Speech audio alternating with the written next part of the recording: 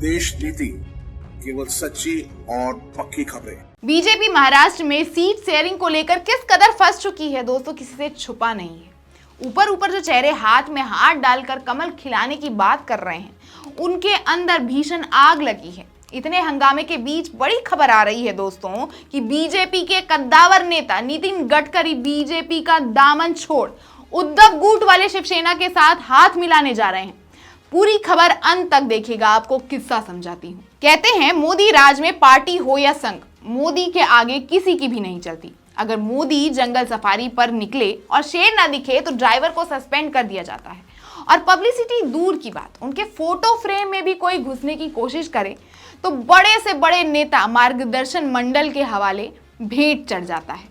उद्धव ठाकरे ने हाल ही में अपने भाषण में कहा, बीजेपी की लिस्ट में कैसे कैसे लोगों का नाम है।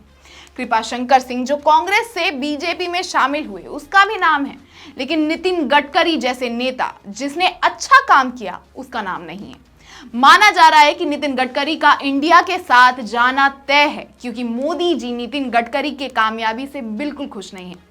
शायद इनसिक्योर फील कर रहे हैं, इसलिए बीजेपी उनका टिकट काट रही है। और उद्धव नितिन गडकरी के साथ तैयार हुए स्ट्रैटेजी के तहत ही उद्धव ने नितिन गडकरी को मंच से न्योता दिया।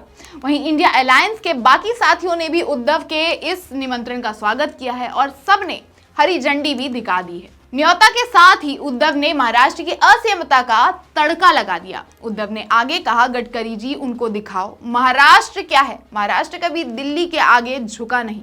वैसे तो ये अंदाज गडकरी जी ने बखूबी दिखता भी है। जहां बीजेपी में बड़े से छोटा हर एक नेता अपने काम तक का क्रेडिट लेने से डर रहा है। हर बात पे मोदी गान गाता है कि क्या पता कब उनका पत्ता साफ हो जाए।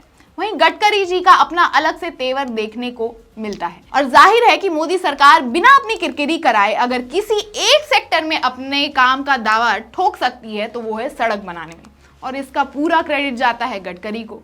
और इतने सीनियर लीडर का ही नाम गायब है।